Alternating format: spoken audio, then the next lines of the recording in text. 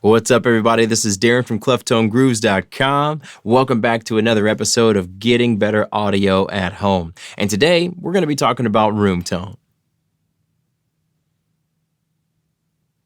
Well, it's another Friday, everybody, and I'm back with those tips and tools to keep you getting better audio at home. Now, last week, some of you probably noticed just a little bit of hiss in my show, and that's okay because as an audio guy, I'm always experimenting. I'm always trying new things, and that's so I can continually get better so that I can pass those results and findings on to you to help you get better audio at home. That's the whole point of this show, right? Getting better audio at home. So just a fun fact for you, I have never done the audio for this show the same way twice. Again, it's all for the love of audio, to learn. And I'm saying all of this basically to say, one, I've learned one way not to do the audio for the show. And two, while you continually watch my show, and yes, you better keep watching. Anyway, while you continually watch my show, I'm saying all this to say, don't be afraid to try new things when it comes to your audio or even your video. All that experience is going to do for you is just help you get to that next level faster of helping your audio and your video get to the next level of professionalism. And that's what it's all about, getting the better results. And then moving on from there, we talked about room tone in the opener. So what exactly is room tone? Well, let's take a listen.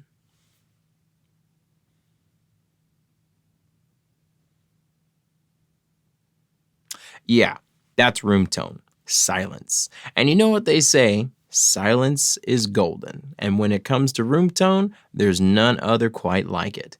So, why would you want to record the sound of nothing?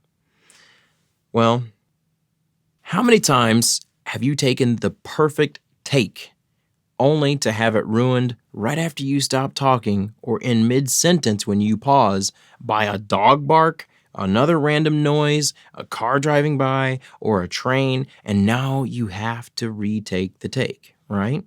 Well, if you've gotten a DAW, like I've highly recommended in my earlier episodes, again, very powerful tool to wield in your audio toolkit, then I'm going to show you why you would want to have room tone. So let's take a peek over my shoulder in Studio One, and I'll show you what the power of room tone can do for you. All right, everybody, so I have here an excerpt that I read from a book called Destination Mastery, written by Dr. Ruben West.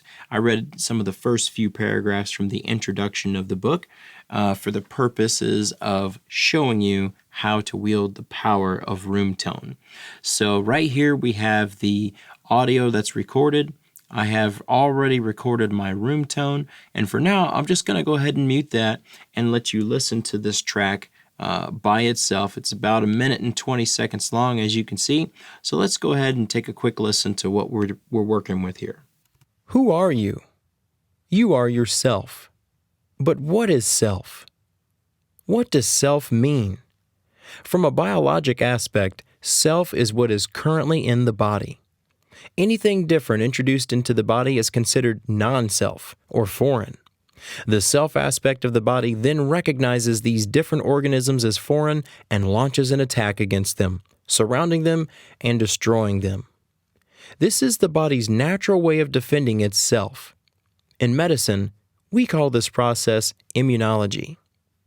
Immunology is defined as science that deals with the ways in which the body protects itself from diseases and infections. But how can this same theory apply to our mindset? When we think of ourself from a mindset standpoint, we can describe it as our current set of beliefs, our habits, and all the events and influences that have shaped us to be who we are today. It is our beliefs about ourselves that shapes our mindset.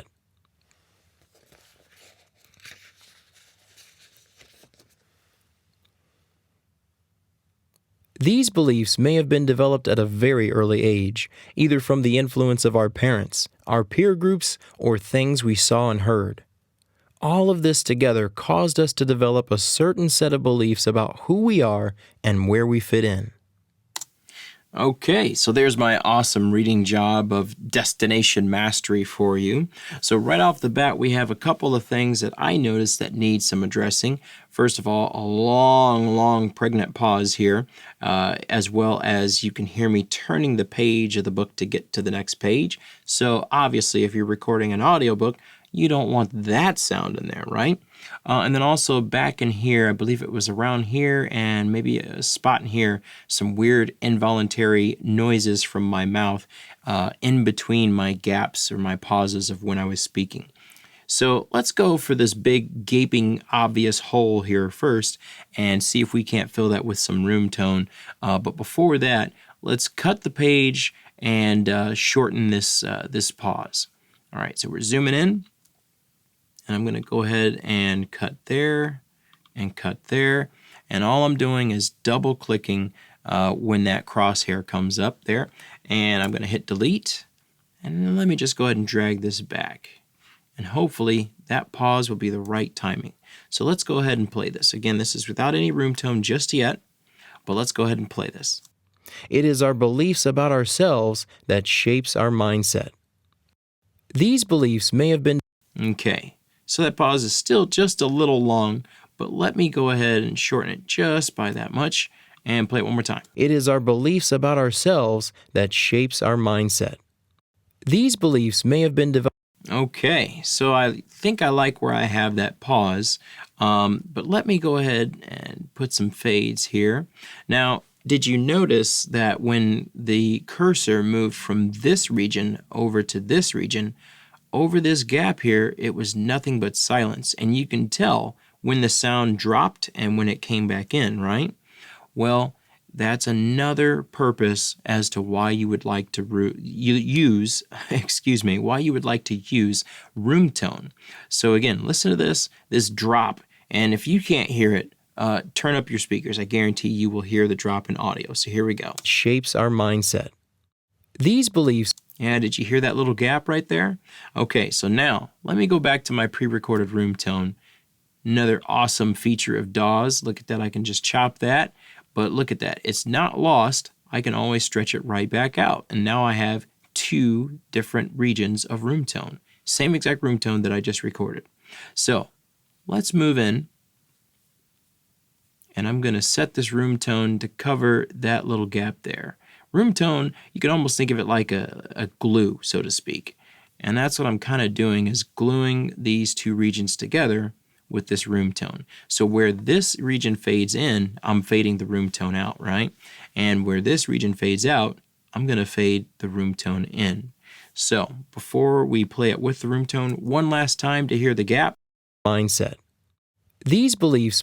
All right, and now enter our hero, room tone. About ourselves that shapes our mindset. These beliefs may have been developed... Did you notice the difference there? If you have an audiobook that you're trying to record, when you put that room tone there, it keeps your listeners in the same environment without taking them out of the moment, so to speak. It's a small subconscious thing, but really adding that room tone keeps them in the same room with you, that same listening environment, rather than that stark drop in audio.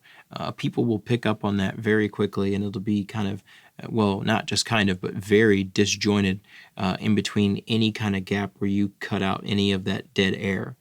So room tone is definitely a plus. So now, the other noises that I talked about. Let's go back to an earlier spot in my recording, and let me see if I can find where that was. Let's play this back. Or foreign.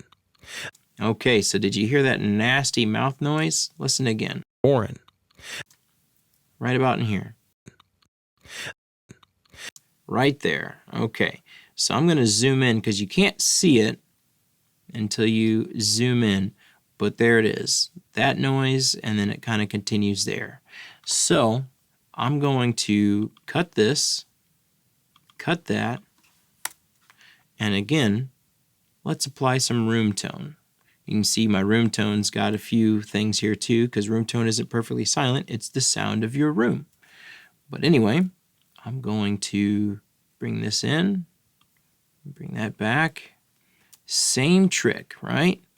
And now let's add some room tone.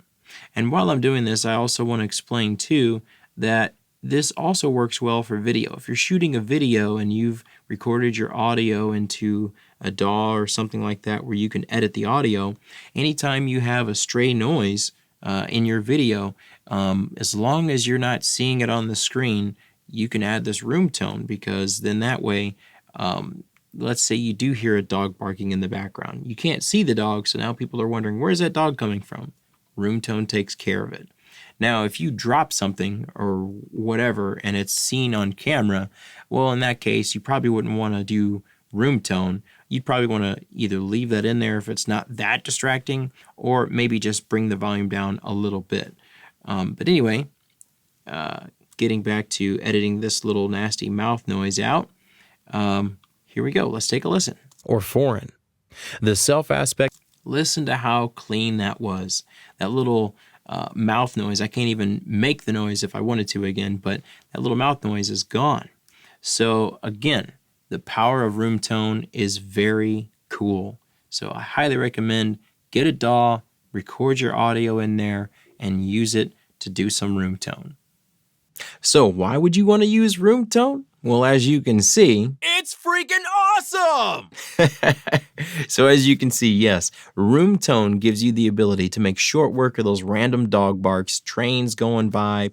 Yep, there's a train again. Planes, all those things when you pause and all of a sudden you hear that in the middle of your take.